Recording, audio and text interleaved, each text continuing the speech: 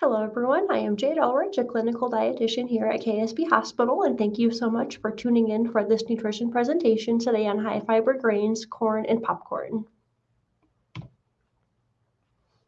So there are three different types of corn: sweet corn, field corn, and flint corn. Sweet corn is the ear that we eat as a vegetable. This type of corn makes up only 1% of the total corn grown in the United States. Sweet corn gets its name from its high sugar content. Next is field corn. This is the most common type of corn grown in the United States. It has a much higher starch content than sweet corn, so it is not harvested until it is dried. This is the type of corn made into cornmeal, corn grits, and other similar foods. Field corn's main use is for animal feed and industrial products like ethanol and sweeteners. And then flint corn. Its name comes from its tough outer layer reminiscent of flint.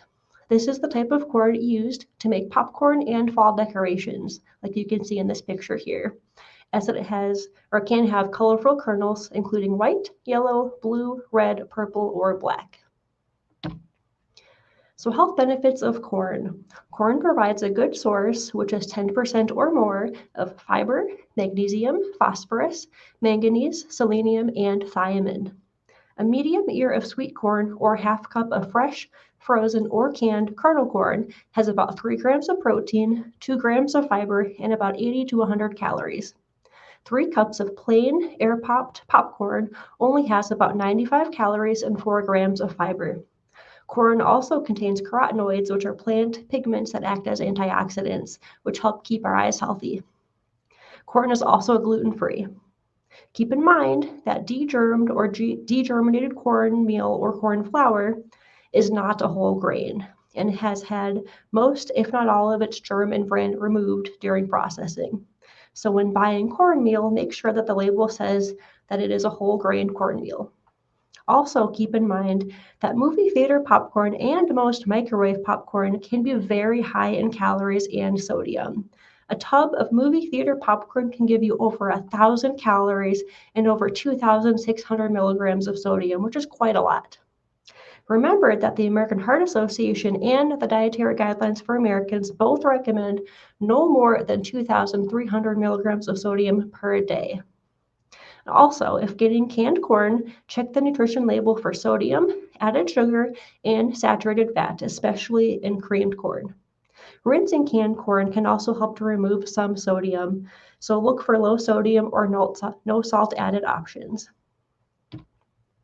So there are also several ways to cook corn. Corn on the cob is typically boiled in a large pot for about 3 to 5 minutes, with the corn fully submerged until the kernels are bright yellow and crisp tender. To cook whole cornmeal, such as polenta or whole grits, add 1 cup of cornmeal with 4 cups of liquid. Bring to a boil, then simmer for about 25 to 35 minutes, and this will yield about 2.5 cups of cooked grain. And to preserve fresh corn for the winter, you can parboil the ears of corn, cut the kernels off the cob, and freeze them in freezer-safe bags or containers to be used throughout the winter. And so there are also several ways to serve corn, as it is very versatile. So corn can be roasted, boiled, broiled, steamed, grilled, or microwaved. You can add it to stews, casseroles, salads, stir fries, or salsa. Fresh corn on the cob is also best cooked as soon as possible after picking. And whole grain cornmeal works well in porridge and polenta-style recipes and is a great thickener for stews. Common corn staples include corn tortillas and corn chips. Corn also pairs well with chilies, berries, stone fruit, aromatic spices, tomatoes, peppers, cumin, and beans. And one other thing to note is one of the most common forms of corn in the United States diet is corn syrup, which is found in many processed foods to add texture and sweetness, such as baked goods, sweets, and soft drinks. There is little nutritional difference between table sugar, high fructose corn syrup, and other syrups.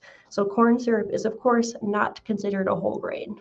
So how do we cook popcorn? One way to make healthy homemade microwave popcorn is to put a 1/4 cup of plain popcorn kernels in a paper bag and fold the end of the bag over twice.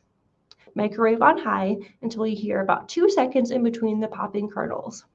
And you can drizzle a small amount of olive oil or other healthy oil on the popcorn and lightly toss with Parmesan, pepper, or your favorite herbs and spices.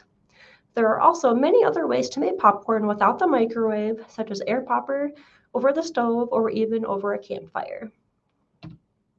So try these popcorn toppings: buffalo sauce or sriracha mixed with a little oil, chili powder and lime zest, cinnamon and a sprinkle of brown sugar, cocoa powder, cayenne pepper, a dusting of powdered sugar and canola oil, curry powder and canola oil, vinegar, garlic powder, onion powder, and dill, maple syrup, and a handful of chopped pecans or other nuts, Parmesan cheese, garlic powder, and pepper.